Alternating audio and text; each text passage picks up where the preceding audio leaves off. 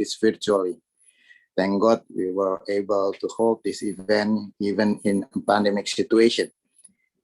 The failing heart update of pediatric heart failure in limited resource setting and future research collaboration between Harapan Kita Women and Children Hospital and Boston Children's Hospital. Thank you very much to our distinguished guest, Dr. Christina van der Pulm from Boston Children's Hospital, and our teacher, Professor Sukman Tulus Putra from Department of Pediatrics, Faculty of Medicine, Universitas Indonesia, and also Dr. Winda Azwani from our hospital. For all participants, we hope this event will be useful to increase our knowledge and make plan to our future research. And last but not least, I would like to thank you very much to committee who organized this event. And once again, welcome to Harapan Kita Hospital, and thank you very much to all of you to participate in this event. Wassalamualaikum warahmatullahi wabarakatuh. Terima kasih Pak Didi untuk sambutannya. Selanjutnya di awal acara ini, mumpung foto kita masih fresh ya, di awal ini mari semua partisipan kita berfoto bersama. Dr. Vini mohon disiapkan. Tolong dibuka kameranya para peserta supaya kita bisa berfoto bersama. Before we begin our session, let us take pictures first. Turn on your camera please. Oke, Dr. Vini silakan. Ya, terima kasih Dr. Mustika. Oke, sudah siapkah? Please turn on your video and smile. Okay, I will start the screen capture for your presence. Okay. The first, the second, okay, and the third. Okay, that's right for the first photo session. Now back to Dr. Pustika. Thank you, Dr. Vini. Before we begin our scientific session, for attendees, please mute your microphone and set your video off. And if you have questions to our speakers, please type your questions in the chat column. Para peserta diharapkan mematikan mikrofon dan mematikan kamera juga selama presentasi nanti. Dan jika hendak memberikan komentar atau pertanyaan, monggo rekan-rekan sejawat dapat mengetik di kolom chat. Baik, sesi ilmiah ini akan dipimpin oleh Profesor Sukman Tulus Putra PhD, Profesor di bidang kardiologi anak, RSUPN Cipto Mangunkusumo Hospital Jakarta. Mbak Putri, silakan slide-nya. In a moment, we will proceed to our scientific session, which will be chaired by Professor Sukman Tulus Putra PhD, a pediatric cardiologist from Cipto Mangunkusumo Hospital.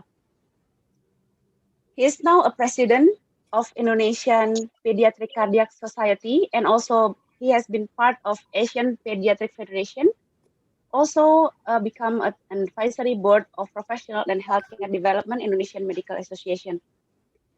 Profesor Sukman juga nanti akan menyampaikan beberapa pandangan mengenai gambaran besar gagal jantung anak di Indonesia.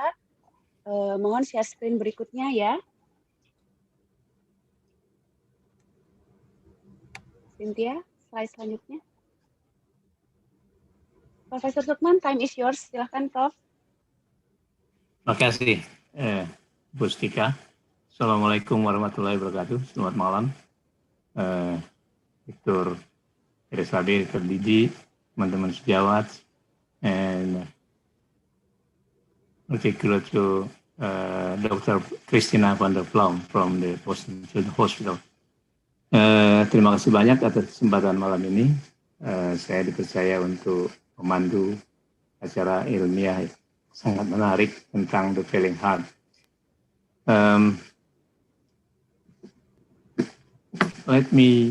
Before we start, let me show some slides.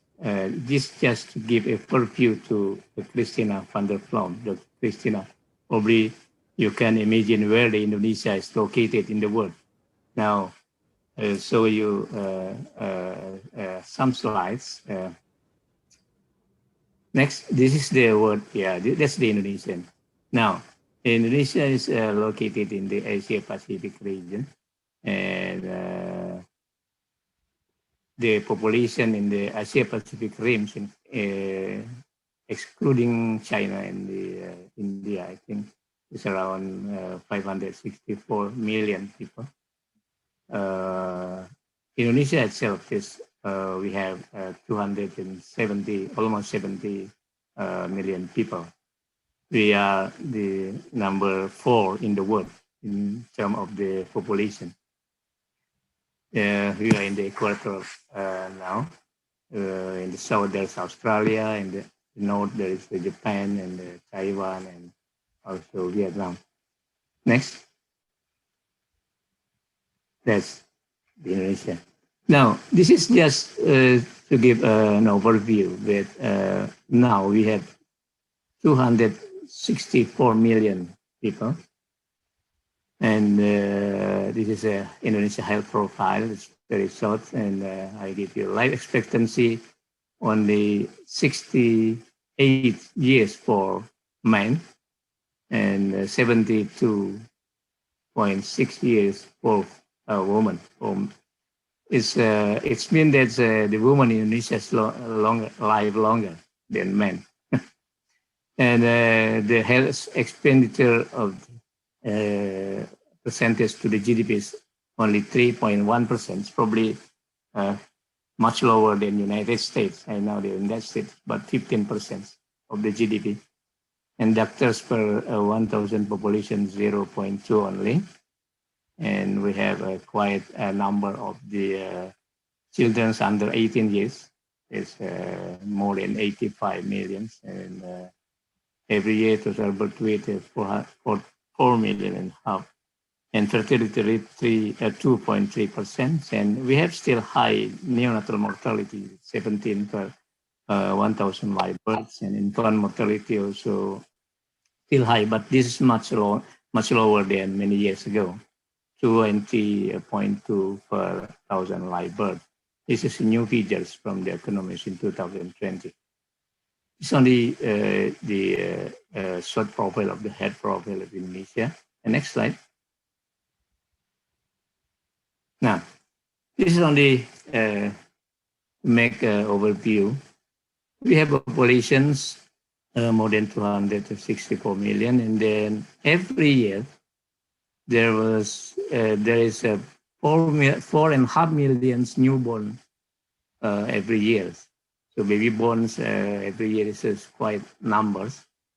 And 45,000 congenital heart disease. We have new cases around 45,000.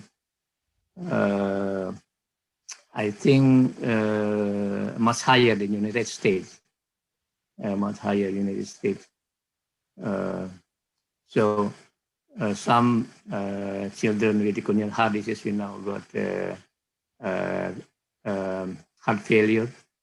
And I think at the moment, we still have not many pediatric cardiologists. We have only less than 100 people. And we have some centers for pediatric cardiac care from Aceh until Celebes and Kalimantan or Borneo. Most of the centers located in the Java Island, Jakarta, Bandung, and Semarang, Surabaya, Jogja, and Denpasar, and also in Sumatra Island. But unfortunately, not all of the centers have a high volume. It's only some centers 4 or 50, 4 or 5 or 15 centers have a high volume in the pediatric cardiac care in Indonesia at the moment. So tonight, I think we have a good opportunity. Thank you very much to Dr. Christina van der Ploem for your willingness to share your knowledge and experience regarding the heart failure and also heart transplants. It's very interesting, actually, although we have not yet started with the heart transplant in Indonesia at the moment. Okay, now I introducing for the Dr. Christina van der Ploem. Once again, thank you very much. And Dr. Christina van der Ploem is from the Boston Children's Hospital. She was have a residency training at the Pediatric Cardiomyopathy Fellow in the Alberta, Canada, and Storley Children's Hospitals some years ago. And her subspecialty in pediatric heart failure and also heart transplantation in children. And now she's the medical director of ventricular assist program and also the heart transplant program in Children's Hospital, Boston. I think we'll have a lot of experience and knowledge tonight. And now, Dr. Christina van der Ploem, this time is yours to give your lecture. Please. Thank you very, very much for inviting me. And I'll just get my screen up. Oh, wonderful. Let's see. Can you see my presentation all right? Okay. All right. So firstly, I wanted to thank everyone for inviting me to give this presentation. I hope that this could be the beginning of many future collaborations between our centers, because I truly believe that the only way that we'll be able to advance heart failure for children is by working together and learning from each other. I received my training in Canada, and when I first came to Boston, I felt that Harvard would know everything. And I realized that there were many things in Canada that we actually did better than they did at Harvard, at Boston Children's, and vice versa, that there were many things in Boston that they did better than in Canada. And so I think by sharing our experiences, not only just across centers, but across the world, is really how we're going to be able to find solutions for children and not just necessarily do the same thing, because children require a lot more specialized care than adult heart failure. And so I just wanted to show a few pictures of Boston and what it looks like right now. It's a beautiful city, and I hope at some point, if we ever have a conference and after the pandemic, that our institutions could actually get together in person so that you'd actually be able to come and see Boston in all of its glory, being on the ocean with lots of fishing and lots of culture. In terms of disclaimers, I have no conflicts of interest, financial or otherwise, but I want to explain that the field of heart failure management in children is still in its infancy, and there's so much more to be known about this field. And so that's why I implore everyone to really find new solutions to old problems, because there's still a lot to be discovered in this new emerging field. And that I want to truly give credit to all the families who have trusted us with their lives in the pursuit of finding solutions, because really all that we know is because of our patients who have trusted us. And I also want to explain that, and I explain this to all of my patients, that I am a mother first and a doctor second. And I realize that in doing this profession, I cannot save the lives of all of these children. But the one thing that I can always give them is the same love and care that I would my own children. And I tell that to my patients and their parents, so that even if the end result is not that I'm able to save their child, that they know that I would have done everything that I would have done for my own children. And so with this is my own children. But I have many other children who have become my patients over the years and who have had the opportunity to watch grow up, and some that have passed away in spite of all of the therapies we've tried to provide them.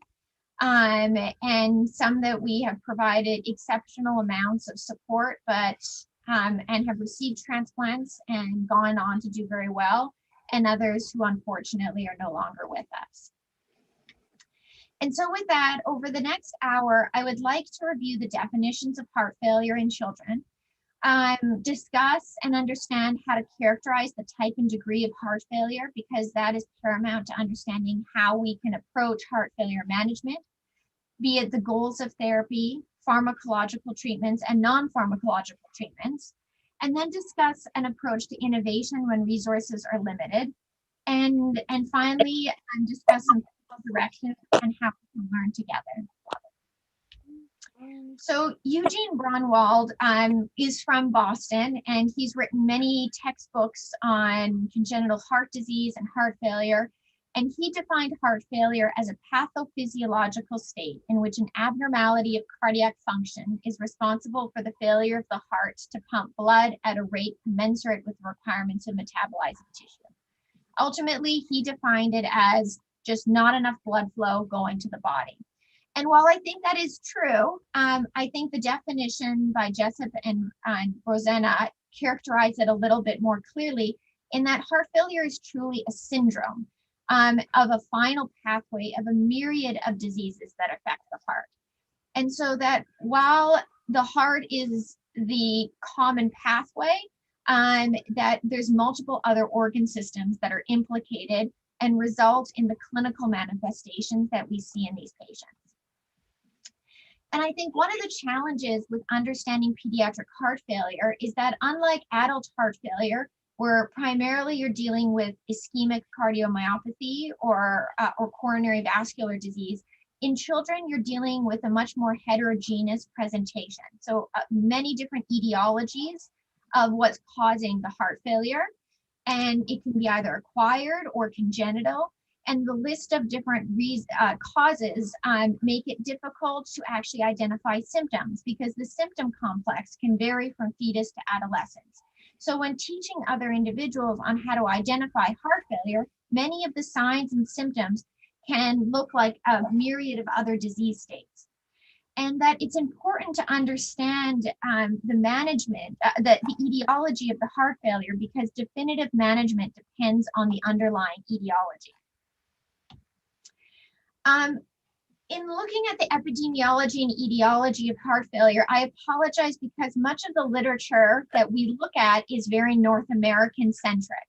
And I think that much of what's published, at least in journals in North America, is very much biased towards authors that come from North America and Europe. And as a result, I think we don't actually get to see the full picture of the impact of heart failure and congenital heart disease across the world. So I was very interested to hear at just the number of births that you have each year and the burden of congenital heart disease with the very scarcity of pediatric cardiologists that you have. You know, here at Boston Children's, we have over 75 pediatric cardiologists just at one center. So I can imagine if you have 100 across Indonesia, how busy and stretched you are. Overall, in North America, pediatric cardiomyopathy and heart failure are considered overall rare. And that's because in comparison to heart failure in adults, cardiomyopathy affects approximately 30,000 children in the US. And that heart failure affects around 1 in 100,000 children under the age of 18, as compared to adults where it's 1 in 100 over the age of 65. However, the mortality is equal in both populations at approximately 50% at 5 years. In North America, the most common cause of heart failure is related to congenital heart disease, especially in those children that are less than 1 year of age. But as I said, I think the worldwide incidence of pediatric heart failure is unknown and likely underappreciated. And so with that, I'd like to move to the classifications of heart failure in children. And there's multiple different ways that we can characterize heart failure based on its etiology, whether it's acquired, such as with endocarditis or myocarditis from viral infections, versus congenital. We can classify it based on its clinical presentation of high output states, such as ASDs, VSDs, or other extracardiac shunts, or low output failure, such as cardiomyopathy. Is it myocardial dysfunction with or without structural abnormalities? Is it primarily a systolic heart failure, such as a difficulty with contractility versus diastolic heart failure? And is it LV failure, RV failure, or biventricular dysfunction? And then we can also classify it based on the symptoms and the severity. And so when we're teaching residents and trainees here, we ask them to describe whether the patient is warm or cold, wet or dry. And we use different classification schemes, such as the New York Heart Association or Ross classification, which I'll go through briefly. In adults, they have very clear definitions of heart failure, and they've defined it as either heart failure with reduced ejection fraction, where the ejection fraction is less than 40%, and this is more so referred to as systolic heart failure, or heart failure with preserved ejection fraction, where your ejection fraction is greater than 50% and generally denotes diastolic heart failure. In children, at least in North America, we haven't generally adopted this classification system, but ultimately it could be applied to children as well. The AHA, or the American Heart Association, and ISHLT defines heart failure based on stages. And so stage A being those patients who have yet to develop symptoms of heart failure, but who have predisposing conditions that would place them at high risk of developing it over time, to stage D patients who have advanced structural or otherwise or acquired heart disease with marked symptoms of heart failure. And for the most part, I manage patients with stage C and D heart failure, so those patients who have current or advanced heart failure. The Ross classification was developed now over 30 years ago to describe signs and symptoms of heart failure in children, with class 1 being children with no symptoms, to class 4 heart failure being children presenting with tachypnea, retractions, grunting, and diaphoresis at rest. And they went into more detail to actually clearly delineate kind of the vital signs and of children based on age between 0 to 3 months, 4 to 12 months, 1 to 3 years, and upwards to 19 years of age in regards to the respiratory rate, heart rate, perfusion, even including normative values for NT-proBNP, ejection fraction, and AP insufficiency. And so while all of these numbers are helpful to characterize, I think the reality is that many patients go between different stages and classifications of heart failure. And it's important to identify where they are at the beginning of treatment so that we can see whether our interventions are actually making them better. And so with that, I think as clinicians, we have to be very astute at both identification and assessment of our heart failure patients. And my mentor, Dr. Lynn Warner Stevenson, who works at the Brigham Women's Hospital here in Boston, said that the art of medicine is to make good decisions based on poor data. Any fool can make a good decision based on good data. And so in much of pediatrics, we have to make as good of decisions as we can with very limited data. And I think that's why in many respects, sometimes pediatricians are superior physicians to some of our adult counterparts, given the fact that we don't always have our patients who can tell us all of their problems, but we have to elucidate what the problem is based on the data we have. So when we look at the initial evaluation of children with heart failure, we really need to identify the problem. And you can focus this on preload, which is your volume status, afterload, which is your systemic vascular resistance, the contractility, be it systolic function, and a combination of all of the above. And so when I'm teaching this to my students, I ask them two questions when evaluating each patient: is there congestion and is there low perfusion? And on a day-to-day basis, when we go through rounds, each patient, we ask these same two questions, and we identify which quadrant these patients would be. So if there's no congestion and if they have good perfusion, then they are warm and dry. And in this state, we say that they're perfect and we have to do no change in management. However, if there is congestion, but they still have preserved perfusion, we say they're warm and wet. And if they have low perfusion, but there's no congestion, we say they're cold and dry or cold and wet. And our goal is to get all of our patients with the therapies provided to a state of being warm and dry.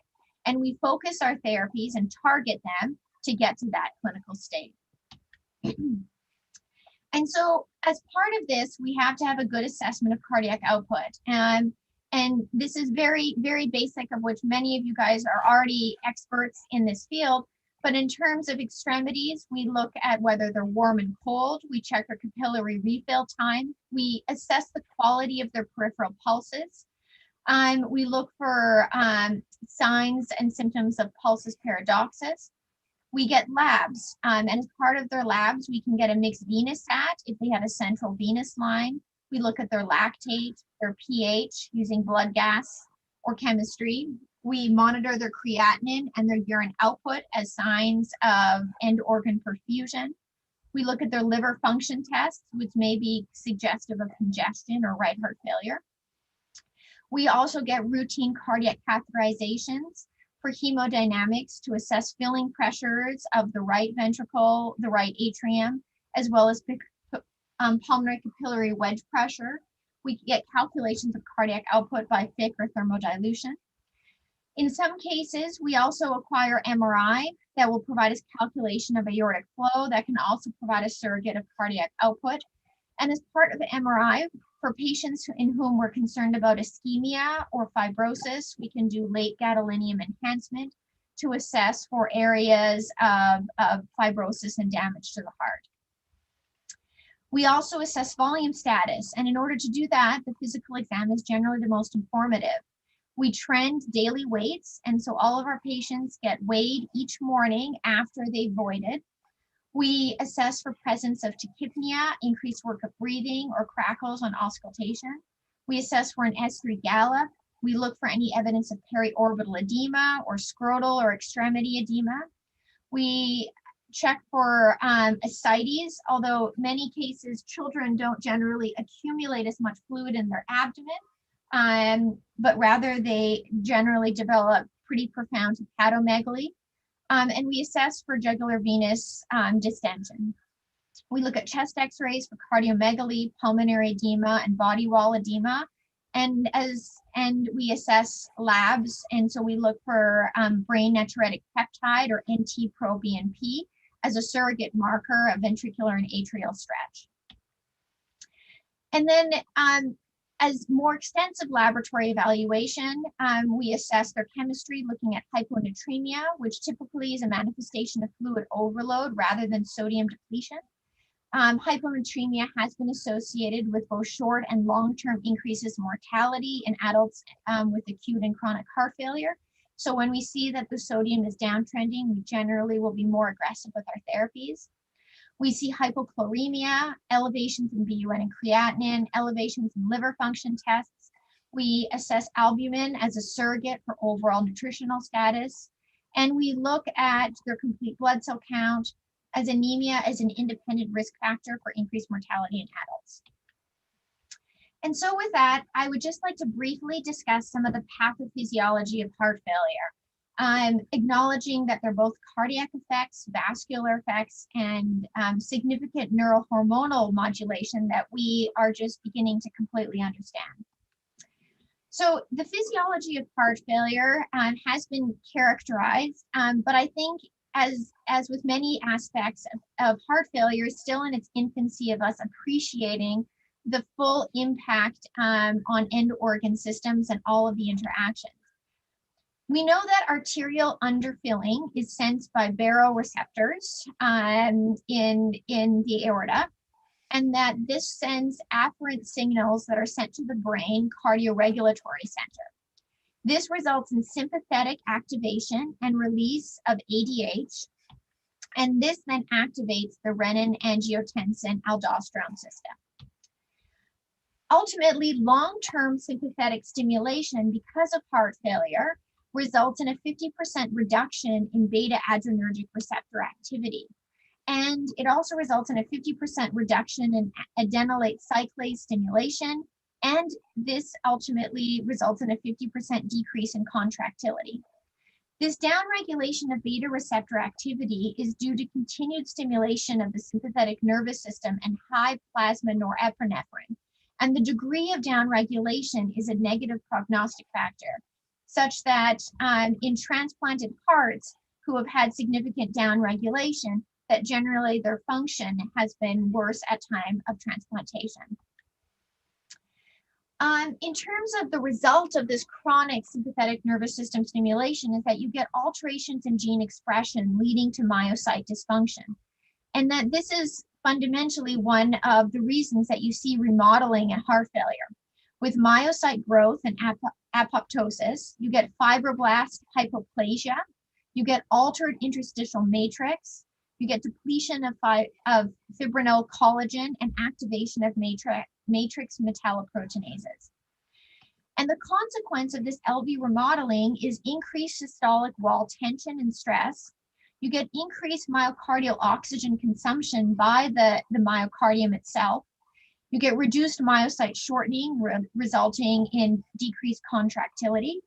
And this decreased contractility results in increased diastolic wall tension and stress.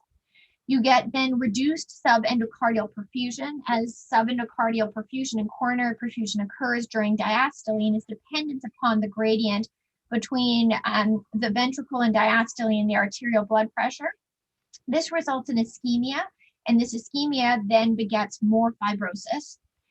The fibrosis and ischemia can result in dyssynchrony and dysynchronous depolarization and contractility. All of this then contributes to mitral regurgitation. And once you develop mitral regurgitation, you then get more significant ventricular dilation and more annular dilation that then becomes a vicious cycle. And this dilation and fibrosis then leads to ventricular arrhythmias and fibrillation that can result in sudden cardiac death. Another consideration in our pediatric population is that of cyanosis. And so many congenital heart diseases result in some degree of cyanosis, and that cyanosis in itself can contribute significantly to the consequences of heart failure. And so cyanosis in itself promotes erythrocytosis, and that this erythrocytosis increases blood viscosity. The increased viscosity leads to areas of stasis, that's then a risk for thrombosis, but also results in increase in shear stress of the cells that are traversing these areas. And this leads to hemolysis with lysis of red blood cells and release of free hemoglobin and red blood cell microparticles and platelet dysfunction. And it results in a state of subclinical disseminated intravascular coagulopathy. It's interesting to note that free hemoglobin has a 1,000 times higher affinity for nitric oxide, and it results in low nitric oxide. And low nitric oxide exacerbates endothelial dysfunction with elevation in pulmonary vascular resistance and vasoconstriction. And this vasoconstriction then leads to more red blood cell deformability, increased shear stress, and the cycle continues. So why is nitric oxide so important? Well, it's produced by endothelium in response to low oxygen tension. And nitric oxide plays a very significant role in smooth muscle relaxation, resulting in vasodilation by binding soluble guanylate cyclase. Nitric oxide also has an antithrombotic effect, an anti-inflammatory effect. It has an indirect vasodilatory effect by inhibiting the sympathetic vasoconstriction. And so it directly impacts blood rheology and vascular function. And so when we think of hemolysis in our patients with congenital heart disease or with acquired valvular disease, or even with just blood stasis, we have to consider that it can also have a very negative effect on end organ function, much beyond that of venous congestion and low cardiac output. And so I tell people that hemolysis and free hemoglobin is both the slow and the fast killer, because in the immediate time period, significant hemolysis can result in nitric oxide depletion, hypertension, and vasoocclusion. And the chronic effects of hemolysis is ongoing vascular injury, atherosclerosis, and it affects hepatic function with dysregulated iron metabolism. It results in renal hemoglobin exposure that results in progressive kidney disease. And it also has chronic effects on the spleen of extramedullary hematosis and immune dysregulation. And so all of these can conspire against our heart failure patients to result in significant end organ dysfunction, an increased risk of infections, bleeding, thrombosis, and vascular injury. And so with all of these bad things that can happen in our patients, what can we do to help them? And this is where advanced cardiac therapies come into play. And our program here in Boston used to be called the heart failure program, but many patients and families said that it sounded so negative and that there was no hope when they got a diagnosis of heart failure. And so we changed our name to ACT, or Advanced Cardiac Therapies, because it provided a more comprehensive approach to there being solutions for these patients. And these solutions may include pharmacological, it can include transcatheter, percutaneous, interventional, it can include pacing, dual chamber, or chronic resynchronization therapy. In extreme cases, it can include mechanical circulatory support, transplantation. But no matter what is available or not available to you, the one thing that we have is optimization of quality of life.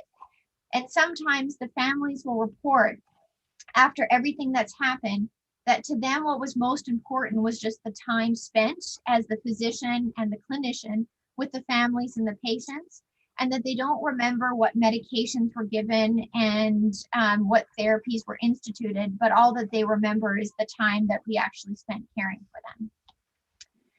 And so I say that heart failure management is much more than just medicine. It's an extensive array of pharmacological therapy targeted at improving symptoms, slowing progression, and ultimately inducing reverse remodeling. In addition, we institute lifestyle modifications. So one of the mainstay of our therapies is actually aggressive fluid restriction. So while we can give patients with fluid overload diuretics, we actually try to first put the patients on a limited fluid intake. And so we first limit free water intake to less than 10% of their intake. But for example, for a child, Ingat nggak ayam yang kita beli di sana? For a child who may be an adolescent around 15 years old, we may limit their total fluid intake to less than 1.5 liters a day. We also institute aggressive nutritional and caloric support, acknowledging that they need the nutrition in order to provide adequate support to their myocardium. And we do this either orally or through nasogastric or G tubes. We also try to anticipate complications, so arrhythmias, thrombosis, by placing patients on antithrombotic therapies, and acute and chronic renal insufficiency.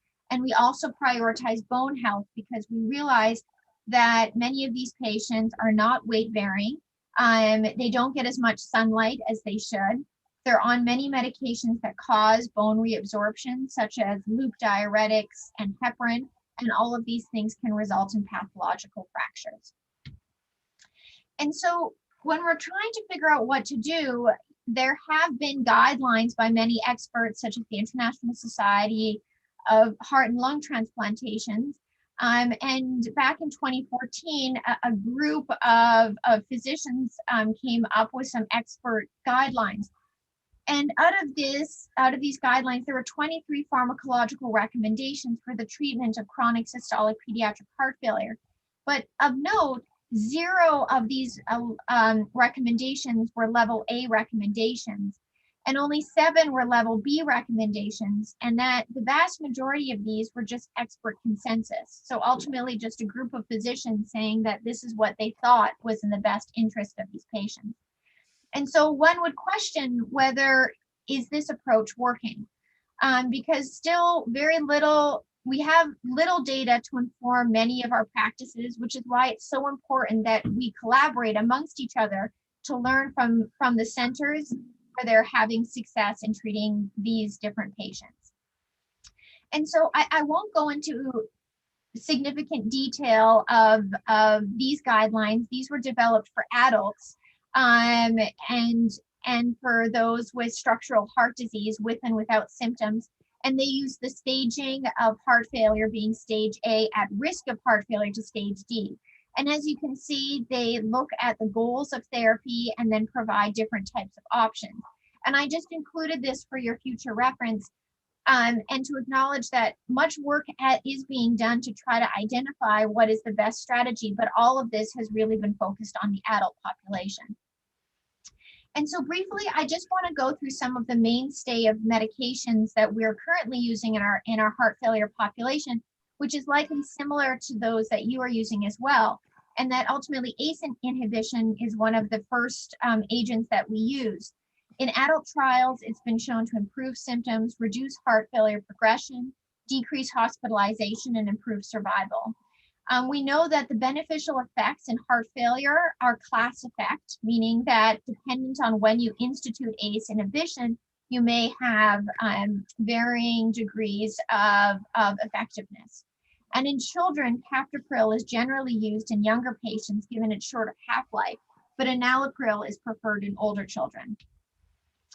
I won't go into detail of all the multitude of different papers written on the pediatric outcomes of ACE inhibition in cardiomyopathies, in children with Fontan physiologies, and in Duchenne's, but to show that the use of ACE inhibition dates back to the 1980s and that it's had an established track record at improving cardiac output, improving LV stroke volume, improving ejection fraction, and in improving symptoms related to heart failure.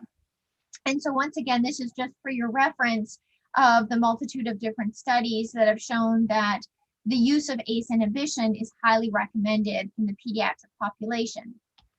And so as it states right now, the American College of Cardiology and AHA guidelines state that ACE inhibition is one of the best studied class of agents in heart failure with multiple mechanisms of benefit for both heart failure, coronary disease, and other atherosclerotic vascular diseases. But ultimately that applies to adults primarily, but that in children as well, it can provide life-saving benefits. So then we use another class of medications called angiotensin receptor blockades, or ARBs. And this class of medication has higher specificity for angiotensin II effect without affecting bradykinin levels. And that the lack of ACE escape is not then associated with some of the adverse events that you see with ACE inhibition, such as cough and angioedema. And so we use ARB or ARB medications when our patients are having significant complications related to ACE inhibition, such as cough. And that the efficacy of either is comparable or possibly superior to ACE inhibition. And so that they did a meta-analysis of losartan trials and found that this is a comparably efficacious medication to ACE inhibition. It should be noted, though, that the use of ARBs in heart failure can be associated with some complications. And so these are a lot of adult studies with large number of patients that did demonstrate while there was a reduction in death and heart failure hospitalizations with the addition of ARBs in heart failure, that some of these patients actually had worse outcomes when combined with ACE inhibition and beta blockade. And so that generally we recommend the use of an ARB in isolation rather than in combination with an ACE inhibitor. That said, there has been increasing interest in the use of combination drugs. And so we have begun to use over the last 3 years increasingly the use of angiotensin receptor blockade neprilysin inhibitors, or ARNIs. And for those not familiar with the protein neprilysin is a protein that degrades down endogenous vasoactive peptides. So these are natriuretic peptides, these are bradykinins. These are a whole bunch of vasoactive proteins that are actually good and beneficial for the patient because it decreases neurohormonal activation, it decreases vascular tone, it decreases cardiac fibrosis and hypertrophy, and it decreases sodium retention.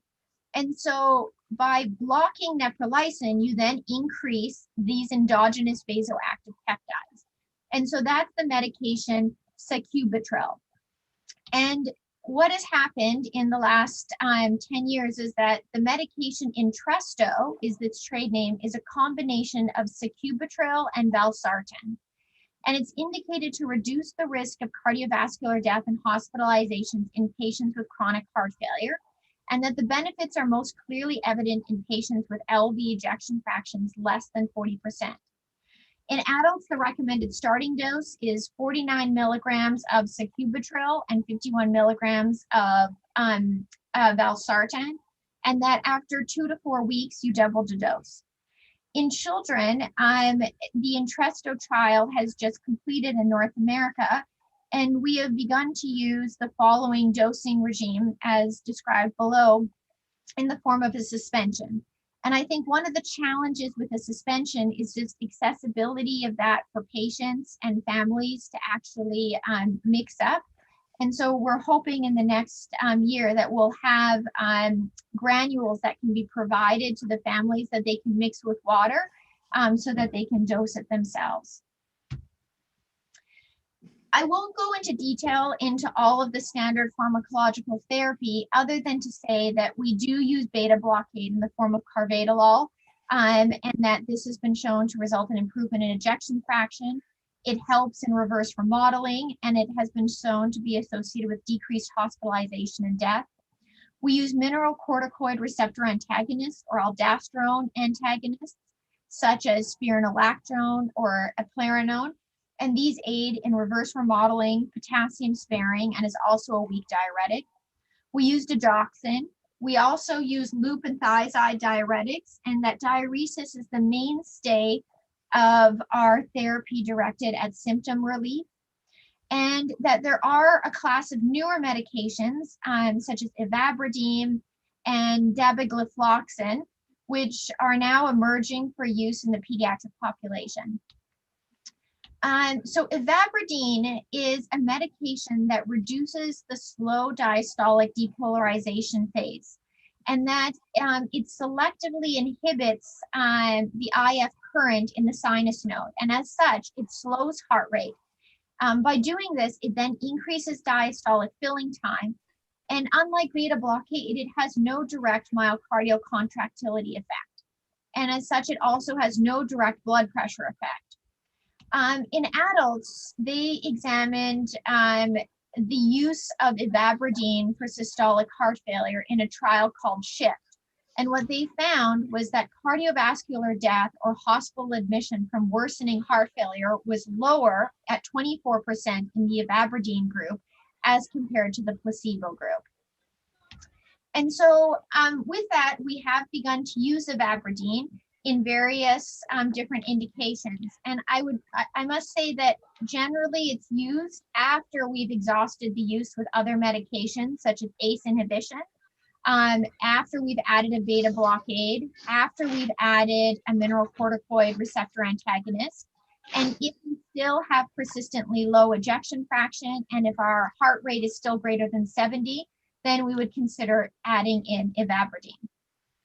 But generally speaking, we can optimize heart rate by just aggressively increasing beta blockade as tolerated. Another emerging class of medications is sodium glucose cotransporter 2 inhibitors, or SGL2. And these medications were actually intended for use and evaluated in patients with type 2 diabetes.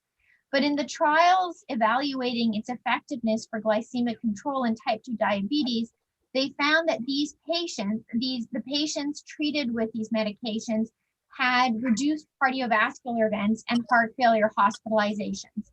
And as such, they completed a separate trial called the Dapa heart failure trial that enrolled over 4,700 patients into a randomized controlled trial of patients with documented systolic heart failure, randomized to dapagliflozin, or the brand name is called Pharaxa, versus a placebo. And for the patients that received Dapa, there was an 18% decrease in risk of death from heart failure and a 26% lower combined endpoint of hospitalization and death from heart failure. And so with that, over the last year, we've actually began to introduce this in our adolescent patients with systolic heart failure and volume overload. It's a medication that they take once daily, generally in the morning with food. And while there are no formal trials of its effectiveness in children, we hope that its impact in heart failure in adults will also be seen in children as well.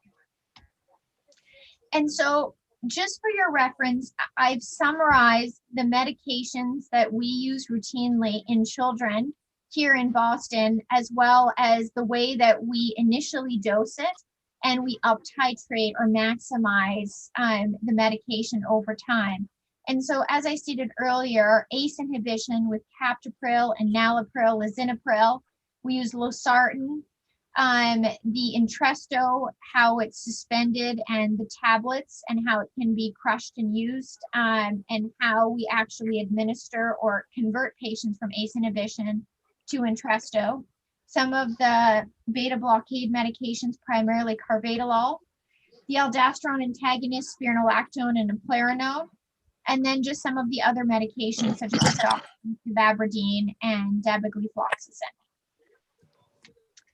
But beyond medications, what are other strategies for advanced heart failure? And there have been a multitude of individuals trying to seek out what can we do when medications fail or when medications are no longer available for select populations. And so a group in Germany actually evaluated the use of pulmonary artery banding in infants and young children with left ventricular dilated cardiomyopathy.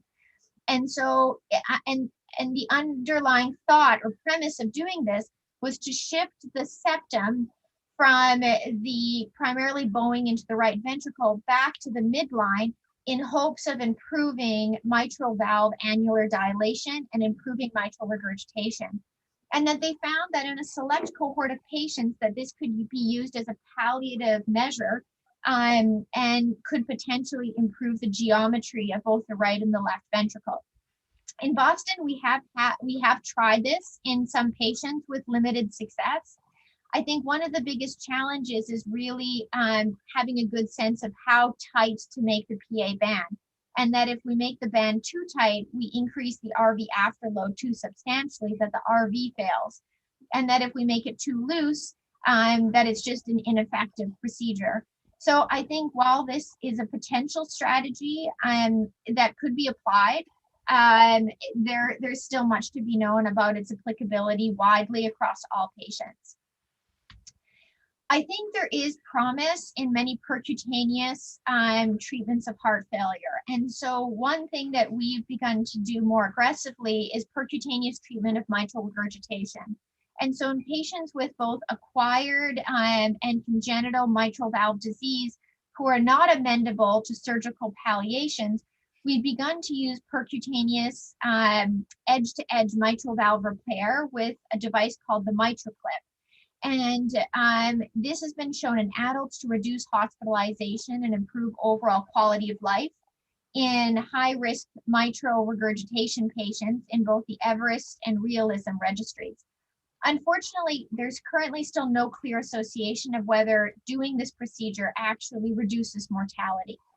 But we have done this in Boston for a variety of patients, and it's introduced via a left femoral or right femoral vein approach, and you go across the intraatrial septum into the left atrium, and similar to an Alfieri stitch that's performed surgically, they approximate both the midline leaflets of the mitral valve and place a clip. And in doing so, as you can see here in this echo, for mitral valves that may be flail, they're able to then bring it together and improve the regurgitant jet of the mitral valve. Ultimately, if there is severe annular dilation because of progressive cardiomyopathy, this will be less effective and that you may still result in eccentric jets of regurgitation around the mitral clip. But early consideration of this as a palliative effort may help slow the cascade of ventricular dilation because of mitral regurgitation. In more advanced states, we have used percutaneous VAD support, and I appreciate that these devices are not widely accessible to all. But I think that there is an opportunity to work with these companies to make many of these technologies not only more accessible to everyone, but much more affordable. And I think that's something that I've been actively working with industry and regulatory bodies here in North America, that not only do we have to share our knowledge with everyone, that we need to share the resources that we have available.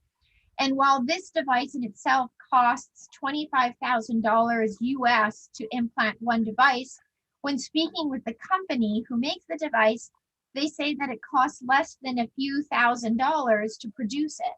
And so that there's no reason that it needs to actually cost the amount that it does. This device is a catheter that's placed in a retrograde femoral arterial approach, and it goes up the descending aorta, transverse aorta, and into the left ventricle, where the inlet is in the left ventricular cavity and the outlet is in the ascending aorta. And it actively sucks blood from the left ventricle and returns it into the ascending aorta. In addition to these percutaneous devices, in Boston and in many aspects of areas of North America and Europe, there's a multitude of other types of mechanical circulatory support. And we decide upon its usage based on the size of the patient and the type of support we're trying to provide. From ECMO, where you have extracorporeal membrane oxygenation, to the Berlin heart, which provides cardiac support via direct cannulation of the left ventricle to the aorta or the right atrium to the pulmonary artery. You have continuous flow devices that also provides mechanical circulatory support using bypass cannulas or more durable support cannulas. And then you have completely implantable devices such as the HeartWare and the HeartMate 2 that can be used as a bridge to transplant, but I think increasingly applicable in children to be used as what we call destination therapy, where it can replace the functioning of the heart. And I must say that I have adolescent patients with Fontan circulation who's been on an intracorporeal VAD or the HeartMate 3 for over 2 years, and he takes no medications, mainly because he isn't compliant with this medical regime, but he's completely independent with this device. And I think if he was to have a heart transplant, he would have likely died by this time because he is so non-compliant with taking his medications. But on this device, it's afforded him years of life, and I hope many more years to come. I think one of the biggest challenges is why can only some people have it all? And I think accessibility and availability of technology and resources and therapies is a major determinant of patient outcomes. And that access to healthcare and therapies should be equal, not only across patients in a hospital, but across patients in the world. And that really, I think it's incumbent upon academic medicine, who must collaborate where governments and regulatory bodies will not. Even in North America, many of the institutions are very competitive in regards to demonstrating their best outcomes and never wanting to share when they failed. But I think that we will learn so much more if we share both our successes and our failures. And an example of this that can be done not only across institutions in North America, but across the world, is a group called Harmonization by Doing. And I'm a member of this group, and it's a collaborative between academia, regulatory bodies, industry, and researchers in both Japan and the US. And our mission is that we're looking at therapies that can benefit children with heart failure, but trying to find ways that we can bring these devices to children in both Japan and Canada, and doing studies across both of the countries simultaneously, so that they get approval in both countries. And also working with industry to make sure that the prices charged for these devices and these therapies is equal and reasonable across both countries. And I think if we create more of these collaborative amongst countries, we'll have more power in negotiating with these big companies, both pharmacological and technological, and really be able to drive down the prices of these innovations. In North America, we also created a group called ACTION, and ACTION stands for the Advanced Cardiac Therapies Improving Outcomes Network. And it began as just a group of physicians, myself and some others at Stanford, at Texas Children, in New York and in Cincinnati, who all struggled with finding out ways of managing our patients. And we used to communicate by texting each other or emailing. And soon we realized that everybody is struggling with the same problems. And so we created this collaborative amongst 47 hospitals in North America and Europe. And we really truly hope that we can expand this globally and ultimately even include you if interested, where we all share our data and our experience to develop best practices together and to develop practices that will work best in your own institution. What works here in Boston may not work well in Jakarta, and what works in Jakarta may not work very well in Boston. And so really, this knowledge and experience needs to be shared freely. I just wanted to present a few slides on ACTION because I think it's one thing that we could begin to do now that might help both of our centers understand how to help these patients better. So what is ACTION? It originated from a common problem. We were all struggling with patients having strokes while being on VAD support or ventricular assist device support. And it was a group of physicians, nurses, families, and we gathered industry partners and regular bodies to pool data and outcome, to share experience, education, and administrative content. Because what we realized is I would spend a lot of time creating educational content for nurses, for other physicians, and all the hospitals were doing this. But if we just shared it all together, we then could give this to other hospitals who did not have the resources to create all of this educational content. We would then evaluate our outcomes in real time, and we would change our practices quickly and then reevaluate these outcomes. And this is called quality improvement sciences. So rather than doing a large trial where we would have to enroll patients, we would just quickly adapt a practice that we felt as a group would be the most effective. And if other centers did not want to adopt those practices, it was fine, but we would compare the outcomes between those centers that did adopt the practice and those that did not.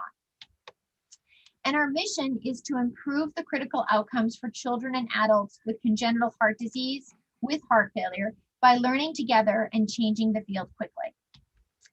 And so some of the key highlights of ACTION is that there's four main aspects. There's data collection, where we do collect data quarterly, and we do collect some real-time device-specific data for our regulatory bodies, the FDA, but now we're expanding that to other regulatory bodies in Europe and in Asia. We have a quality improvement arm, which have a multitude of different studies ranging from improving communication at the bedside between nurses and physicians to altered anticoagulation for high-risk patients. We have educational content, which is pediatric specific, and they include videos and modules. And we're trying to expand these to a multitude of different languages so that patients can really learn in the language that's native to them. And then we're collaborating with other networks so that we link all of these registries together to improve data collection and to reduce redundancy. And so just a quick example, one of the first projects that we did in ACTION was to reduce the rate of stroke for children who are being supported on a device called the Berlin Heart. And for 20 years, the rate of stroke on this device called the Berlin Heart was 30%. But in just 1 year, we were able to reduce that rate down to 12%. And we did this by changing our anticoagulation, but also by creating educational material that standardized the way we measured blood pressure and the way we communicated amongst all the team members. Because we realized that while anticoagulation was one aspect that was important in reducing adverse events, that there were many other aspects of care that are required to really make the outcomes as optimal as possible. And so with that, I would like to close and say that heart failure in children requires a very comprehensive evaluation to target therapies that are going to benefit children the most.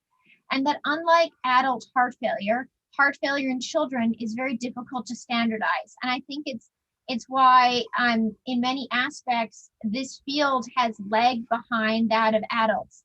But our knowledge is still expanding in this field, and only together can we really find solutions and innovations. And so with that, I'd like to thank you for inviting me, and I'd be happy to discuss. And truly, I'm interested in learning more about what struggles you guys have encountered and what solutions, so that we can form collaborations together in both research and education, and in many other ways, so that we can continue this partnership and learning. So thank you very much. Thank you very much, Dr. Christian van der Vloon. I think you have presented a very, very interesting and comprehensive lecture regarding the pediatric heart failure. Has been a lot of we could learn from your lectures, from the etiology, pathophysiology, and then also the consequence of the cyanosis. And the important thing also is advances cardiac therapy. Besides pharmacology, there is surgical or interventions and mechanical support, transplant as well, probably in the future for transplantation in heart failure in Indonesia. And also we need to overcome the quality of life as well, I think. And I think we have got a lot of experience from your centers, and I think we are sure that we can make a collaboration in the future for a study of the heart failure in children. And as you know, that Indonesia, we have quite a lot number, well, although we have no valid data regarding the congenital heart disease in children, but the heart failure in heart disease and cardiomyopathies, and also in quiet heart disease, rheumatic fever. We still have many rheumatic fever here in Indonesia. And I'm sure that there will be many questions from our colleagues in the audience. And we will wait until the end of the session from the Bunda. And end session, Bunda will give presentations regarding the heart failure as well. And I think to all our colleagues, seluruh teman-teman sejawat bisa menulis di chat pada kolom chat untuk pertanyaan, baik dalam bahasa Inggris ataupun bahasa Indonesia. Now we come to the second lecture from Winda Aswani, Dr. Winda. Winda is a medical doctor or pediatrician from the Faculty of Medicine University in Indonesia. And she had a clinical fellowship, pediatric and congenital heart disease in Institut Jantung Negara Kuala Lumpur, and clinical observership in Sick Kids Hospital in Toronto, Canada, Heart Institute in Cincinnati, USA, and Kanagawa Children's Hospital in Yokohama. Please, Dr. Winda, time is yours now for presentation. Thank you. Thank you, Prof. Sukman, as the chairman. Can you hear my voice clearly? Can you hear my voice, Prof. Sukman? Yes, Dr. Winda, yes. Yes, yeah. Okay. Okay. Thank you. I need to get help from the committee to share my screen. Slideshow mode, please.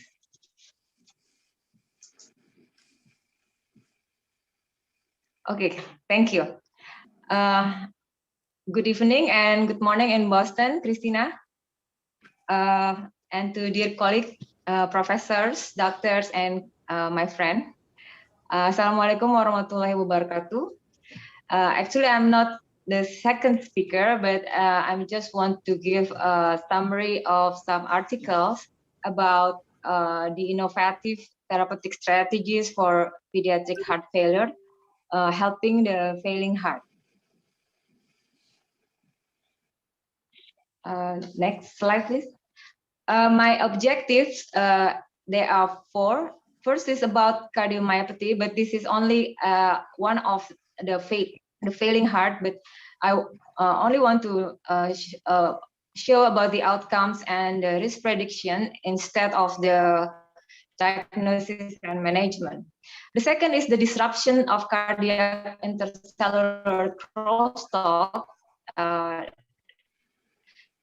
This is also a new field for me, I think in Indonesia as well. So this together.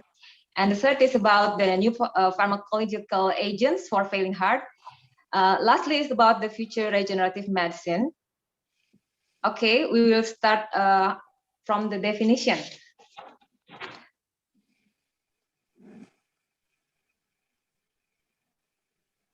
Pediatric heart failure that encompasses a diverse population of patients. Of course, there's a variety, which is congenital heart disease, cardiomyopathy, infectious and inflammatory disease, oncologic processes, metabolic syndromes, renal failure, and malnutrition. This is one of our patients. And burden of disease of the pediatric heart disease is still both, not only congenital, but the acquired as well.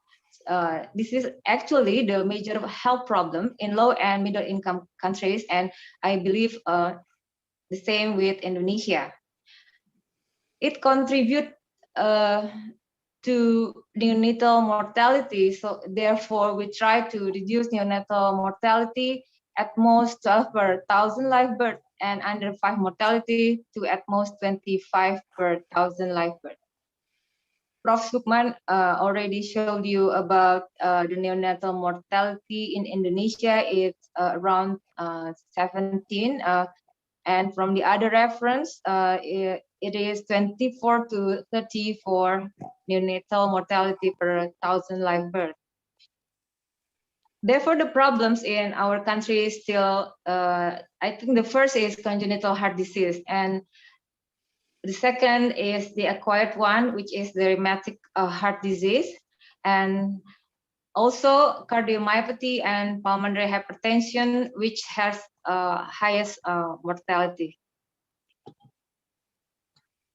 I will proceed with the pediatric cardiomyopathy. Please, slide, please. This is only a brief review about the classification and incidence. We knew that there are 5 types of cardiomyopathies: the dilated cardiomyopathy, hypertrophic cardiomyopathy, restrictive cardiomyopathy, and arrhythmogenic ventricular cardiomyopathy, left ventricular non-compaction cardiomyopathy. And from the literature, I read that DCM and HCM are the most common phenotypes. How about the incidence? The overall incidence is 1.13 per 100,000, and the dilated and hypertrophic cardiomyopathy is equally the same, almost the same. Okay, we can see how bad is the heart, this slide. From this echo imaging, this still image show you about the different characteristic of myocardium. We can see that the dilated, the hypertrophic, and the non-compaction type is different, but they are have a characteristic of the systolic failure, or in the hypertrophic, maybe diastolic failure.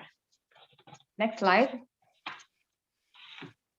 I will show you about the common age of presentation for dilated cardiomyopathy, less than 1 year or 41%, and 71% actually have symptomatic heart failure. So the DCM is phenotypically described as the presence of a dilated LV chamber, relatively decreased LV wall thickness, and systolic and or diastolic dysfunction. And also it has a disease-specific therapies in dilated cardiomyopathy, such as in Pompe disease. And how about the hypertrophic cardiomyopathy? Next slide. Okay, for hypertrophic type is morphologically hypertrophy of the left and occasionally right ventricle, and histologic features of myocyte hypertrophy, myofibrillar disarray, and interstitial fibrosis. You can see the still image in the right hand slide. The restrictive cardiomyopathy. The next slide. Outcomes and risk prediction. Poor outcomes. 5-year survival from the diagnosis was 68%. The risk factors are congestive heart failure and lower shortening fraction Z-score at presentation. Also higher posterior wall thickness and conduction disturbance or tachyarrhythmias, atrial or ventricular arrhythmias, ischemic changes, or pulmonary hypertension predict worse outcomes. And after transplantation, 1 year survival is 89%, and 5-year survival decreased till 77%. For the next type is the worst prognosis, the non-compaction cardiomyopathy. Next slide, please. Okay, this is the worst prognosis, with incidence of death of transplantation around 18% to 25%. That's only a brief review about how bad is the heart, which we can call it the failing heart. And for the next objective, I will explain, or I will maybe we can discuss together with another topic. Next slide. Another topic is about the cardiac intercellular communication.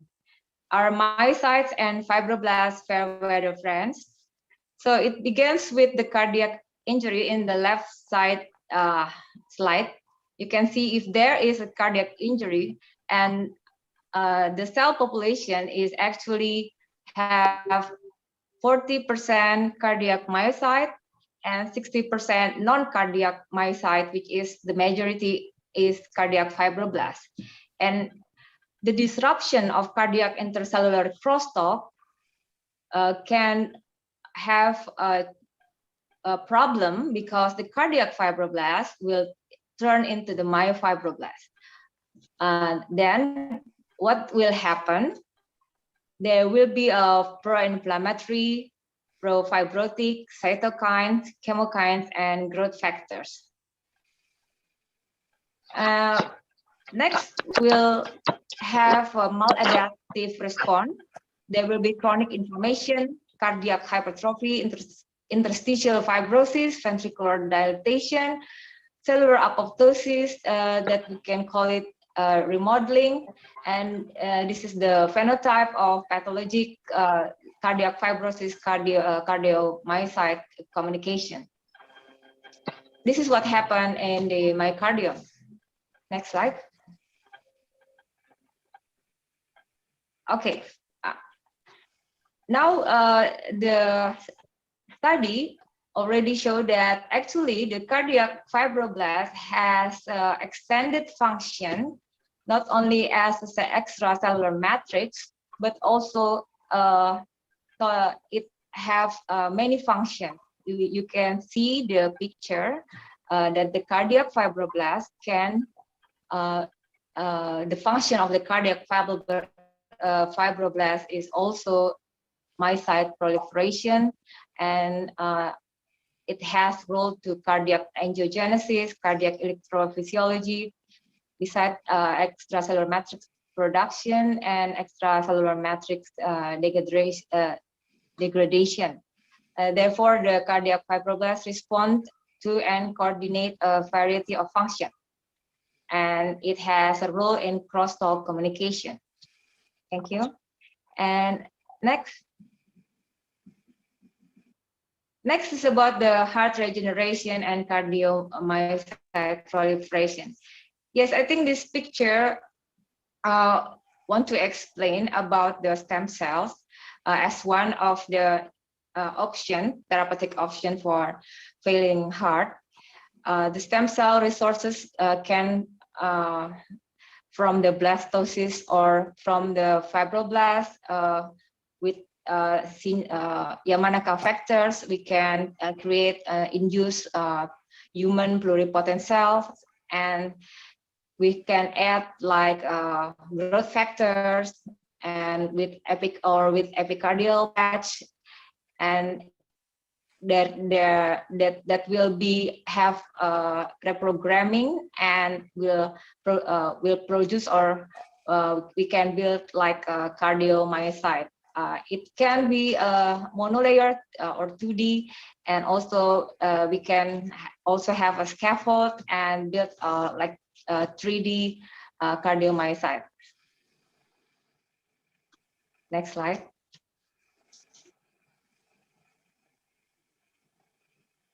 Okay, I think the next slide is about the new pharmacological agents. So you can see here that the calcium channel is very important. And what is the SERCA2A? It is actually the calcium pump that will regulate the calcium intracellular. And the new therapeutic target is actually try to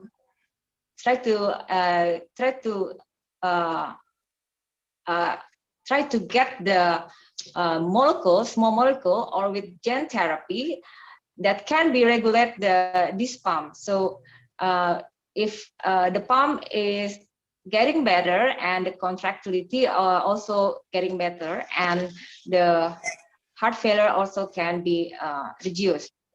Next slide. And could stem cell therapy help the failing heart? I think there are a lot of studies currently about the stem cell therapy, and one of them are the transcoronary infusion of cardiac progenitor cells. They have 14 subjects. It is a prospective control study, and the route of stem cell is transcoronary. The subject is for hypoplastic left heart syndrome. So this study result safe and improve RV ejection fraction with I think is enough follow up until 3 years. This is only one of example. And next slide. So how about the future regenerative therapy? This picture want to tell you about how the stem cell can be produced, and also with experiment and reprogramming or tissue engineering. And now I think they can also have in phase 2 or phase 3 trials. It's very interesting, and you can have the reference I put in the slide. Next slide. Okay, I think if you open the website of clinicaltrials.gov, and you can find 24 studies for heart failure, stem cell, and child. So there are some multi-center trials ongoing in Japanese group. I think we'll still recruiting now, and will end at 2023. Next slide. This is Christina. I'm sorry, this is a very beautiful photo I have to put in my slide. in Boston Children's, there is a program for ventricular assist device, and also have I think is as an advanced therapy for congenital heart disease. It will help the children grow up, can go to school, and have like some application, and they can have a good life too. Next slide. This is also from Christina and the Boston group. I think you can see the table 4. I put in here because I want to show you that the diagnosis of the LVAD is the dilated cardiomyopathy, around 68%. And since the first FAD implant in 2005 to 2016 at Boston Children's, they have already implanted a total of 63 devices in 55 patients, and the age is, I think it's still very young, 18 days until 20 years, 23 years. We can ask Christina later. Okay, next slide. This is one of our patients in Indonesia. The situation, I mean, the patient have several admission to the hospital. Actually, they already have a medication such as anti-failure, but what commonly happen is this patient has failure to thrive, malnourished, recurrent anemia, recurrent infections, and also anemia. And I think this is the problem in our hospital as a children's hospital. Next slide. Yes, Christina also said that we need a collaboration. I hope that Indonesia, we have several centers, not only in Jakarta, we have a national heart centers, and also some big hospital in big cities that need a collaboration. And also about research, I think in Indonesia, we hopefully we have like in sick kids, they has Patrick Gilgan for research and learning, and from philanthropies, and I think also in the US, we hope for an international and national collaboration, as well as education and training. I think I come to my end of presentation. Thank you so much for all participants, all my professor and teachers, and it isn't our job, actually it is our calling. This is our patient in the left side. Slide is post-PDA ligation, and in the right hand slide is our nurse taking care post neonatal pacemaker, permanent pacemaker implantation. Thank you. Thank you very much. Okay, I think Thank you very much the for your very nice and interesting lecture presentation regarding the role of remodeling of failing hearts. I think there is very interesting new insight about stem cells and the future alternative to have the heart failure in children. And also, I'm sure that it would be we can make a collaboration research with many centers, Indonesia and with Boston Hospital. All right, now we come to the session question and answer. We still have 30 minutes, Dr. Winda, Dr. Minutes, and teman-teman sejawat sekalian. Saya kira ada 30 menit untuk diskusi. Now we have 2 questions for Dr. Christina van der Ploon. Dr. Christina, there is a question from Intan Kumara, Rumah Sakit Sarjito, Jakarta, I think. Have you read the question or not? Yes. Yeah, I was reading the question about the hemoglobin Yes. and that anemia and the failing heart and Yes. shear stress, but the need to maintain oxygen delivery. And so I think this is a challenge that we struggle with too. One of the first things that we do when we see some of these patients is we see their hemoglobin is very low, and our first inclination is let's transfuse the patient because we know it'll make them feel better. The challenge with that is sometimes we then volume overload them, and then we have to use more diuretics to get that off. The other consideration is if we think that these patients might be moving towards heart transplantation, we try to limit the amount of blood exposure or graft material that they might be exposed to, because that leads to increased risks of sensitization, which is just an antibody response to more different antigens that they're exposed to. So as a result, if the patient is going to be in the hospital for a significant amount of time, and we actually think that some of the blood loss is going to be iatrogenic from just sampling, then we generally will start erythropoietin, and it can be given subcutaneous, but we actually prefer to give it IV 3 times a week. And this helps bolster the bone marrow's response to developing erythro and creating more red blood cells naturally.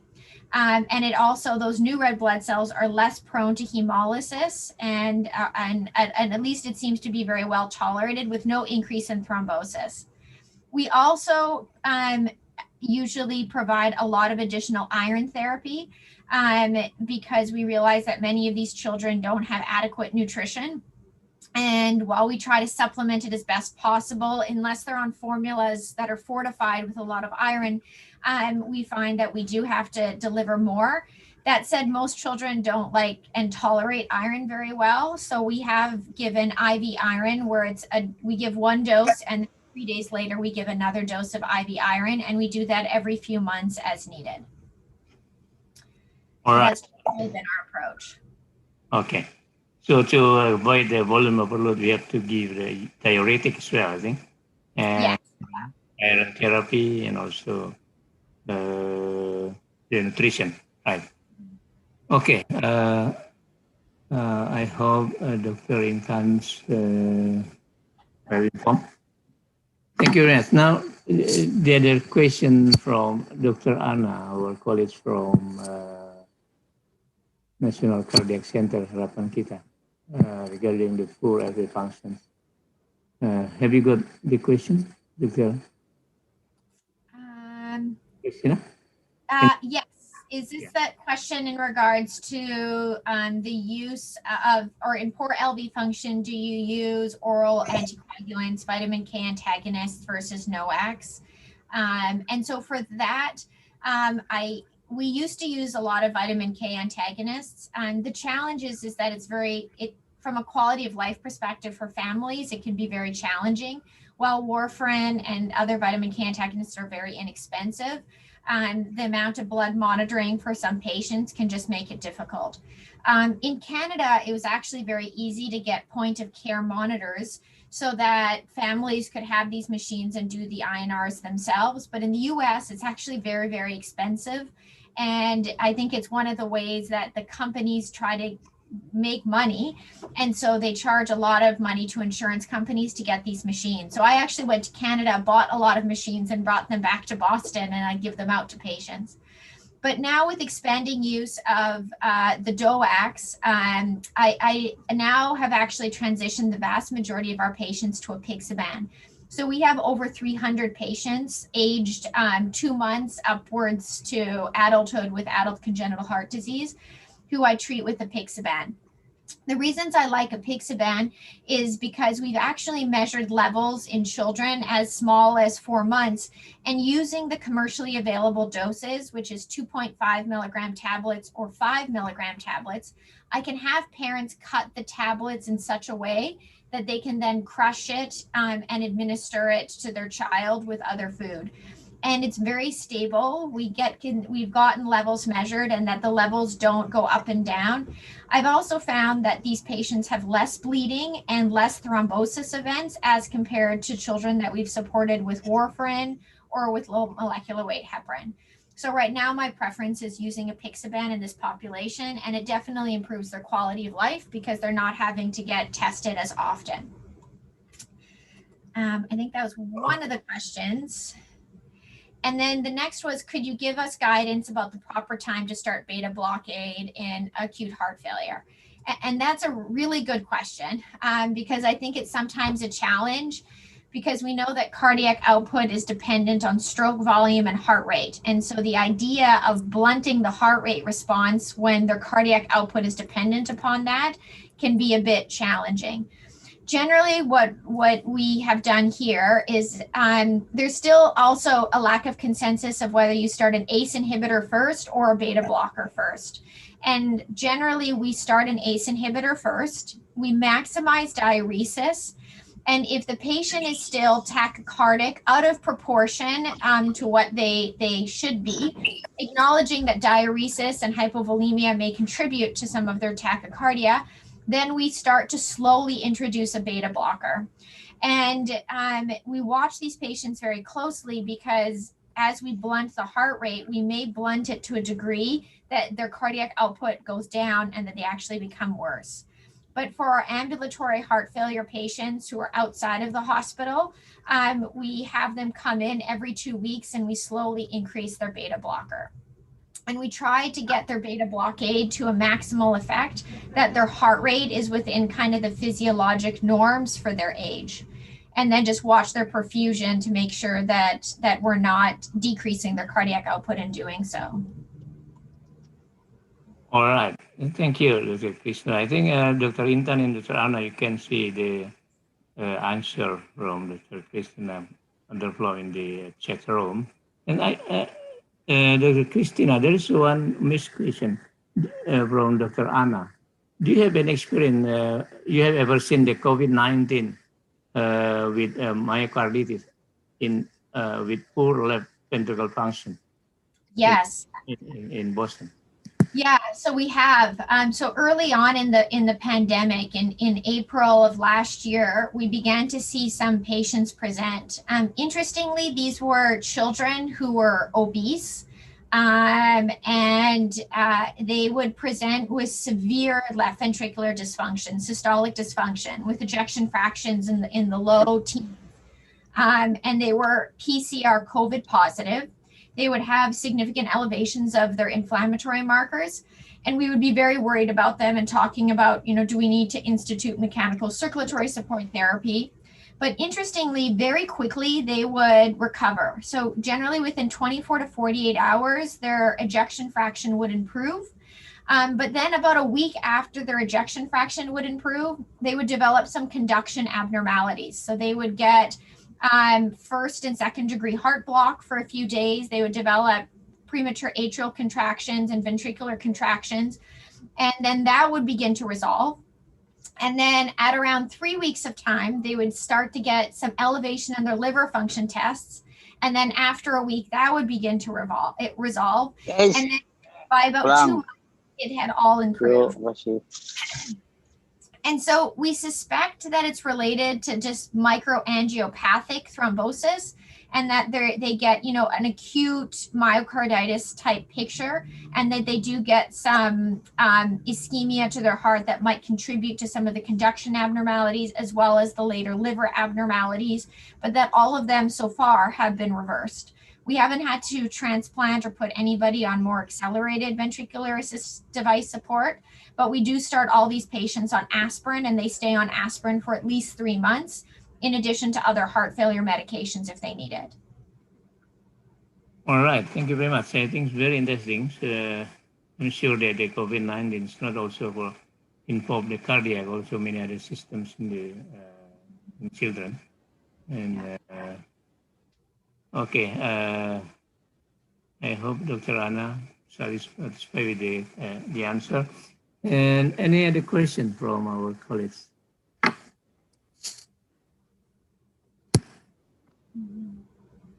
Yeah, I Prof. think there is question from Dr. Sarif. Okay, Dr. Sarif, you can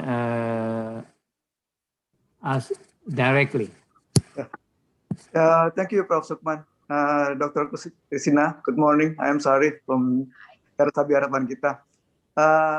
For diagnosis of dilated cardiomyopathy, I do routinely tissue Doppler echocardiography and also global longitudinal strains. What is your opinion about this supporting explanation compared to, for example, on echocardiography?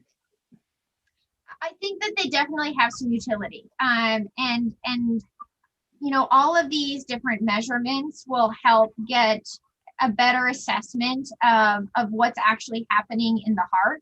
And it also helps provide some baselines. So I always tell people, you know, get as much data as you can and look at the trends. Because as you institute therapy, it might be that the ejection fraction calculation does not improve dramatically, but some of these other metrics might provide you some more information in terms of the efficacy of your therapy. So I think the more modalities that we have to assess and to quantify myocardial performance would be helpful. And I didn't go into like exercise testing that we do sometimes that we get children to do walk tests, or we get them on treadmills and bicycles to get more quantitative data on their functional outcomes. We also do exercise echoes where we, will get the children to do activities and then echo looking for segmental wall motion abnormalities and doing different strain imaging. Because I think a lot of these children, we don't fully understand their pathophysiology. Some look dilated, some look restrictive, but many of them have mixed physiologies. And until you actually do a cardiac cath and you actually see what all the pressures are, you don't have a full picture of what's happening. The other challenge is when you do a cardiac cath, many times the children are sedated and intubated. And so your hemodynamics aren't really representative of what's happening in real life. And so as part of that, there's a new device called CardioMEMS. And it's a sensor that can be placed in the pulmonary artery, and it's performed by a right heart cath. And it's done in adults, but we're now doing it in children as well. And the benefit of it is that it doesn't require any anticoagulation. It can stay there the lifetime of the child. It's not resulting in any thrombotic complications. But it allows, when the child wakes up in the morning, they lie down on a pillow and they press a button, and it transduces their pulmonary artery pressure and their heart rate, and it provides a calculation of their cardiac output. So on a day-to-day basis, we can get all of this data when the child is actually awake or when the child's crying, and it gives us a much better assessment. So I think from an echocardiographic perspective, from MRI, from all of these different ways that we can gather more data is really helpful. Okay, thank you. How about the laboratory supporting explanation, Dr. Kristina? Since our country has limited sources, how about CKMB, for example, NT-proBNP? What is your opinion about this supporting explanation? Sorry, I didn't catch the last part of which laboratory data is the most important. I would say that I think your renal function, if I was to prioritize labs, I would say your chemistry with your sodium is most predictive of if something bad is going to happen. Your BUN creatinine tells you the most about either your perfusion or the degree of vascular congestion you have. Because if you make your blood pressures go too low and they still are volume overloaded, then you don't have a good renal perfusion gradient and your creatinine goes up. So I think those things really help tell me the most. BNP or NT-proBNP is a nice surrogate for ventricular stretch, and it's a nice number to have, but it doesn't necessarily on a day-to-day basis, it doesn't necessarily make me change my therapies dramatically. So I would say really the chemistry and the physical exam can tell you a lot. Okay, thank you. Okay, thank you very much, Sarif. There is another questions for Kristina from Anissa. Do you have experience with total IV block in post-COVID-19? Yes. So we have seen AV block, and one of my colleagues, Audrey Dion, who's here in Boston, wrote a paper on conduction abnormalities seen in COVID, in acute COVID, but also in what we're calling MISC, or multi-system inflammatory syndrome associated with COVID. And I would say that probably in the MISC patients, we've seen more conduction abnormalities than in necessarily the acute COVID, which suggests that it's probably a multifactorial vasculitic process that transiently impacts the conduction tissue. Right, probably that's a part of the MISC, of the conduction system. All right, thank you very much. We still have another 5 or 10 minutes. The question, we can open the direct with questions. Probably May I, Prof? Yes, Dr. Fahri. Yeah, thank you very much, Christina and cardiac surgeon. Dr. Winda. Maybe I only one of the cardiac surgeon tonight for attending your presentation. I'd like more detailed explanation from you both, yeah?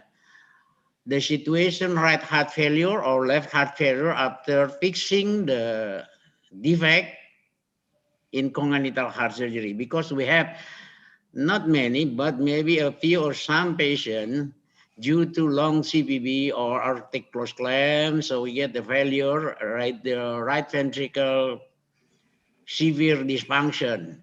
Which one is the best? As long I know, after surgery, our intensive is in the ICU pediatric. In pediatric ICU, we make dry the patient.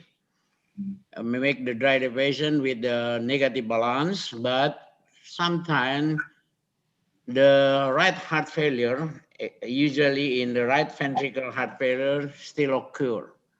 What is the best solution in this situation after surgery? Yeah, and we struggle with that same situation here of post-cardiotomy heart failure.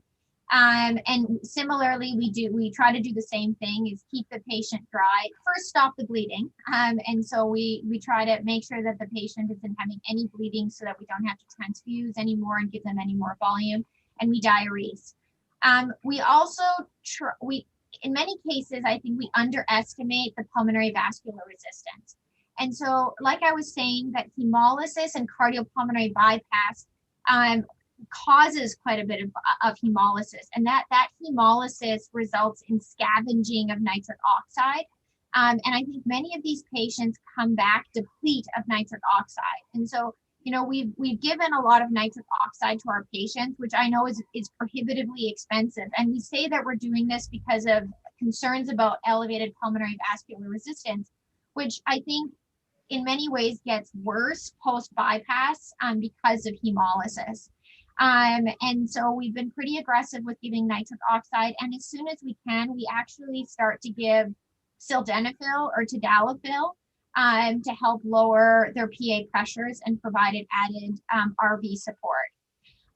We also give milrinone, and some of these patients may be on, if their blood pressures will tolerate it, maybe on high doses of milrinone of 1 mic per kilo per hour. But if their blood pressures don't, we still will give a little bit of milrinone of around 0.25. And then in cases, if we need epinephrine or norepinephrine for a period of time. But we try to get off the epi and norepi and dopamine as quickly as possible, and then just support the RV with milrinone and afterload reduction with nitric oxide or sildenafil. And that's generally our mainstay. And then if we run into situations where we're still struggling with RV failure, and in spite of our therapies, we actually go back to the cath lab. And usually in the cath lab, it's usually helped tell us if something is just either from an anatomical perspective not right, or, we've had many cases where, somebody's fixing a valve or doing something and the right coronary gets injured. And so in that process, we then sort out what we need to do. But rather than leave the patient languishing for weeks, we usually go back to the cath lab relatively quickly. Thank you. All right. Okay. May I ask question, please? Yeah, Dr. Anna, please. Dr. Anna, we have Yeah, started. thank you. What is the longest period durability of Berlin heart in your center?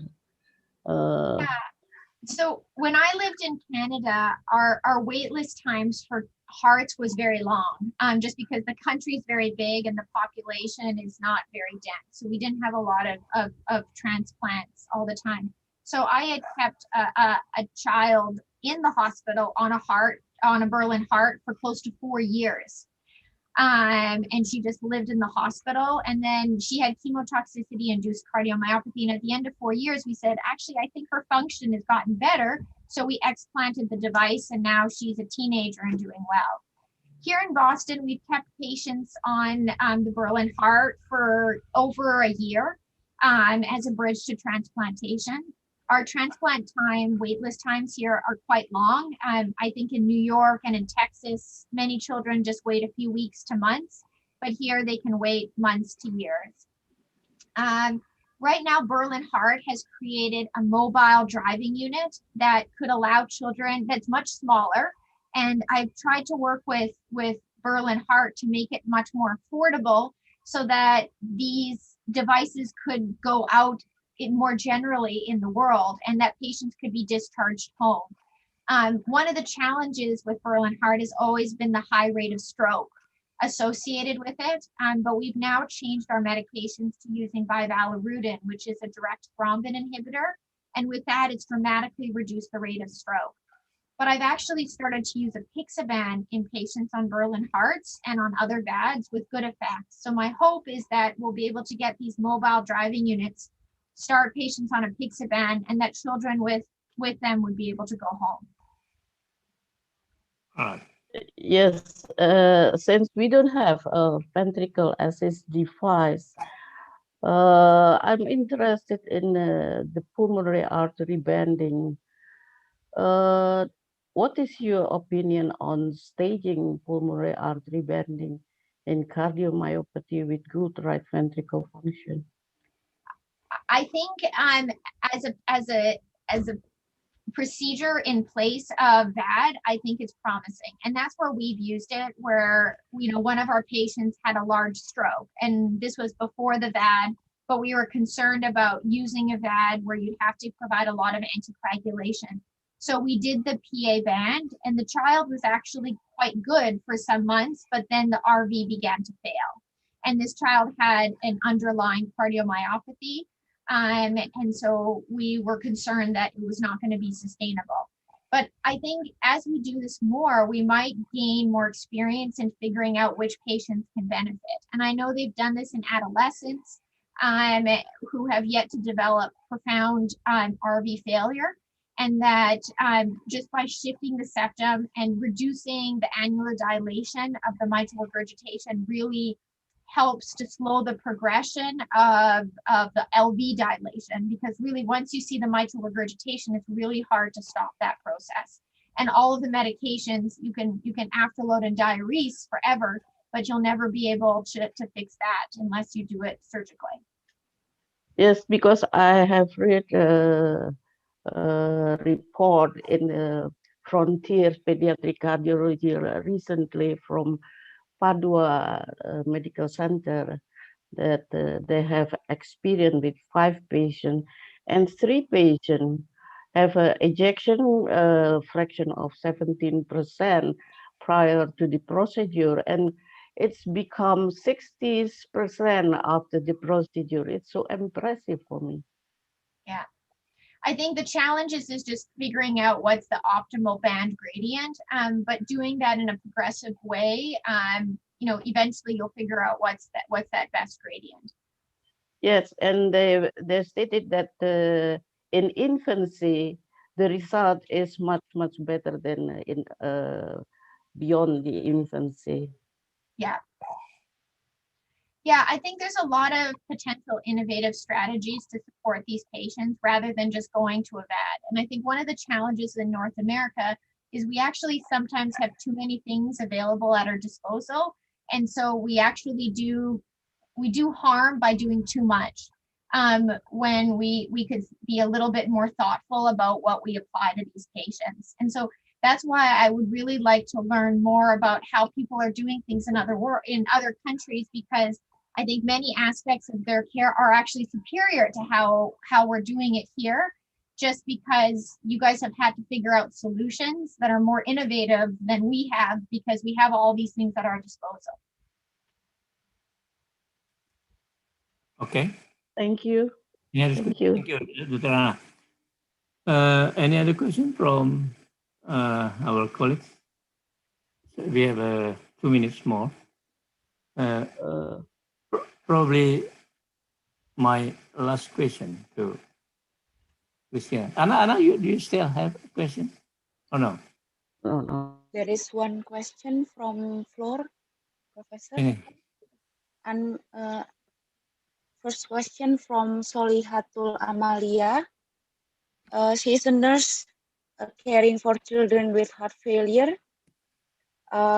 She asks whether they record the child's fluid balance. And as we know, overfluid is an indicator of worsening condition of children with heart failure. She asks whether there is a percentage limit of overload of fluid. Is there an allowance of extra percentage of daily maintenance maybe? To convince that the patient will not become overloaded. Do you have any opinion on this? Maybe Dr. Winda and also Christina? Yeah, so I think it's a big challenge in trying to balance quality of life for these patients. So we try to do some allowances in terms of their fluid balance based on their activities and things like that, but we do follow it very carefully. But it's a constant struggle on a day-to-day basis.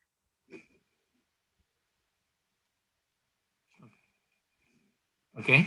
Oh yeah, I have one question.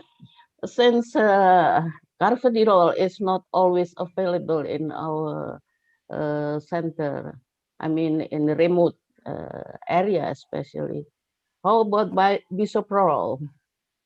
Yep, we do use bisoprolol. And while there's not as much data to support its beneficial effects in reverse remodeling, I think the general idea and premise is still better than using nothing at all. And so we have used that as well. Okay. So we can use bisoprolol as well, right? Yeah, thank you. Yeah. All right. I think we have to come to the end of this meeting, Christina. I'm sure there are still many questions and comments from our colleagues, but here in Indonesia, in Jakarta, it's already 10 o'clock p.m. But in Boston, probably it's still in midday, right? Yes, yeah. But I'm always available. So I put my contact information that if at any time people want to email or reach out, as I said, I'm always available and would be happy to collaborate in any way. Okay. Okay. I'm sure there'll be in the future we can make other meeting or other collaborations with the Boston Hospital. All right, dear colleagues and friends, I think we have come to the end of this meeting. I will not make a summary because it's very, very a long summary, but at least we have got a lot of learning experience from Dr. Christina and also from Dr. Winda regarding how to have the failing heart in children, right? I'm sure there is an advanced cardiac therapy in the United States or in Canada. You have got the transplants programs for many years. but probably in Indonesia, Dr. Diki Fahri will start it with our colleagues in Indonesia. Then in the future, I'm not sure when, but I think this very, very interesting because so many children now very suffering from the heart failure. And I hope in the future we can make another meeting or another session. I'm sure Dr. Christian will be happy to do that, right? And Dr. Christina and Dr. Winda and also our colleagues from Indonesia and other center and harapan kita, we can make another discussion in the future. Thank you very much. So once again to Dr. Christina van der Vloon for your very kind to share with us your knowledge and experience, and also with, to Dr. Winda. I hope all the what we have discussed just now will have the children in this country. Thank you very much once again. Hope we meet again in the next meeting, and then I give this to the MC to Dr. Pustika. Thank you. Thank you, Prof. Sukman. What a great discussion we had just now. We have reached the end of our guest lecture today. We hope this sharing of experience can improve our quality of care and may bring up some fresh ideas for future research. Tidak terasa kita sudah sampai pada penghujung guest lecture malam hari ini. Untuk para peserta diingatkan kembali mohon mengisi daftar hadir.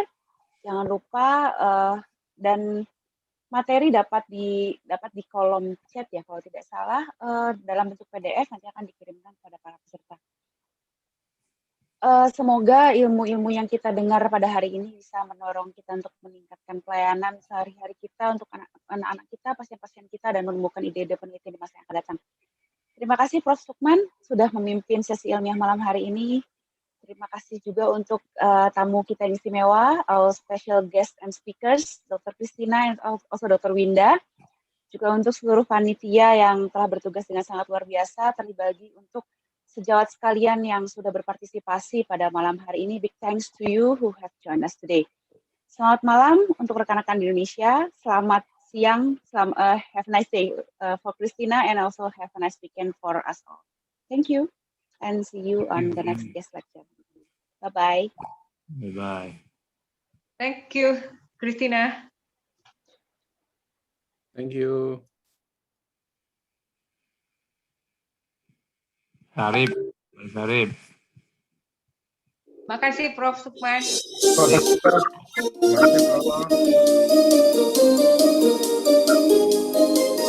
Makasih panitia. Terima kasih Prof. Sukman. Terima kasih Dr. Pak Didi. Ya, terima kasih. Terima kasih Prof. Sukman. Terima kasih. Terima kasih banyak, Terima Prof. kasih Dr. Sarif. Ya, sama-sama. Lancar tadi, bagus. Alhamdulillah. Terima kasih Dr. Winda. Ya, ya. Oke, Regenerative. Ya, Prof. Wahai perempuan Indonesia, tercipta sebagai ibu bangsa, melahirkan lisan yang mulia, sehat dalam jiwa dan raga. Kami berdepan dalam tugas untuk melayani kesehatan Anda, melindungi sang buah hati agar sehat senantiasa selamanya. Rumah sakit anak dan bunda, harapan kita melayani sepenuh hati untuk ibu dan anak negeri. Rumah sakit anak dan bunda, harapan kita sehatkan Indonesia. Rumah sakit anak dan bunda, harapan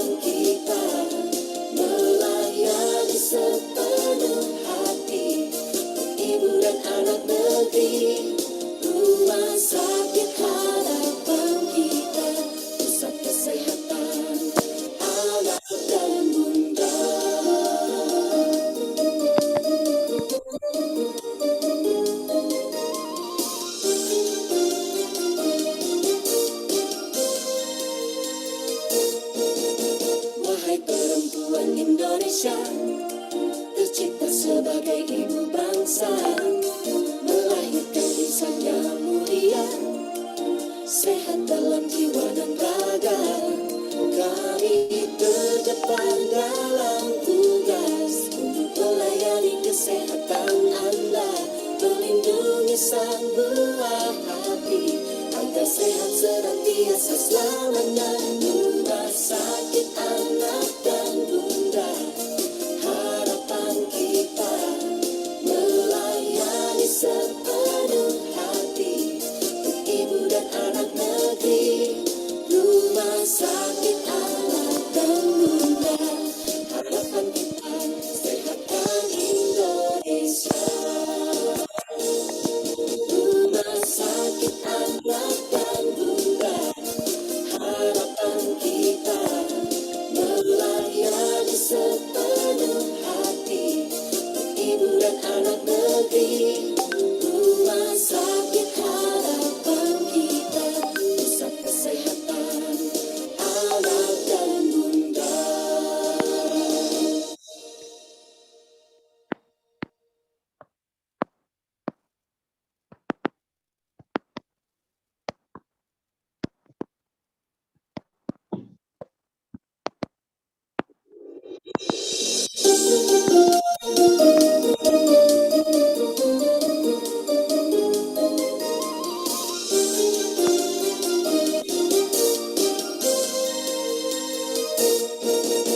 Wahai perempuan Indonesia, tercipta sebagai ibu bangsa, melahirkan lisannya mulia, sehat dalam jiwa dan raga. Kami terdepan dalam tugas untuk melayani kesehatan Anda, melindungi sang buah hati agar sehat senantiasa selamanya. Rumah sakit anak dan bunda, harapan kita melayani sepenuh hati untuk ibu dan anak negeri. Rumah sakit anak dan bunda, harapan kita sehatkan Indonesia. Rumah sakit anak dan bunda, harapan kita melayani sepenuh hati untuk ibu dan anak negeri. Rumah sakit harapan kita, pusat kesehatan anak dan bunda.